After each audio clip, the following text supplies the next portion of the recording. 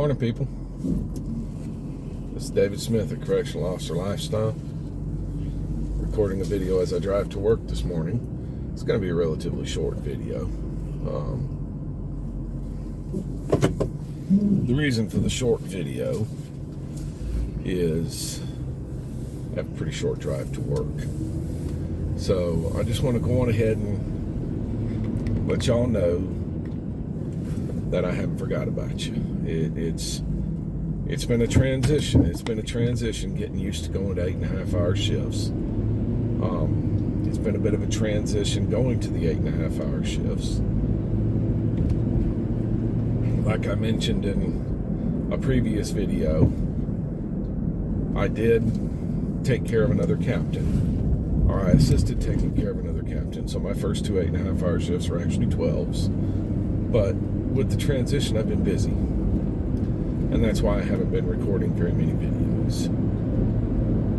That will change once I get acclimated to the 8.5-hour shifts. But this video, I just wanted to touch on interpersonal communication. I have so many staff members that firmly 100% feel if they have a problem with an inmate, they need to get rid of the inmate. They need to put him in confinement. They just want him out of their dorm. And that's not the proper way to do this job. It is your job to deal with problematic inmates. Now, naturally, if they pose a threat to themselves, a threat to others, or a threat to the security of the institution, of course we're going to handle business accordingly. But if he's just being problematic, or what I like to refer to as a busybody, you need to find a creative way to deal with that inmate.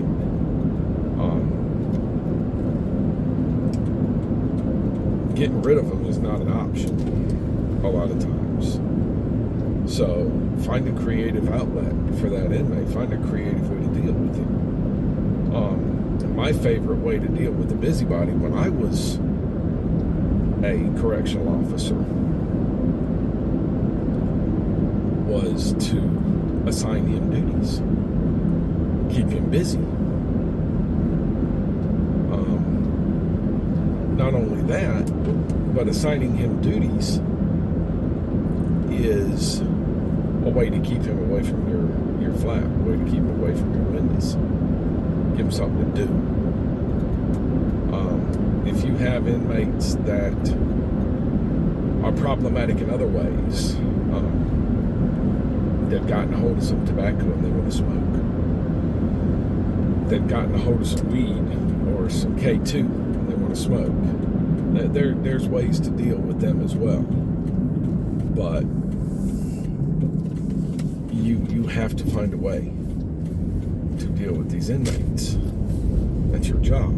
It's called interpersonal communication. And it is a vital skill for a correctional officer. And it's a skill that will transition from the job to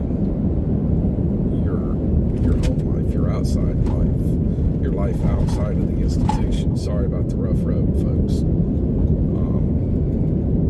They haven't outright fixed this road in a very long time. They put many a Band-Aid on it, but they haven't outright fixed it. But you need to find a way to talk to your inmates. Give them something constructive to do. Introduce them to the programs that are available to them. That's always a positive. So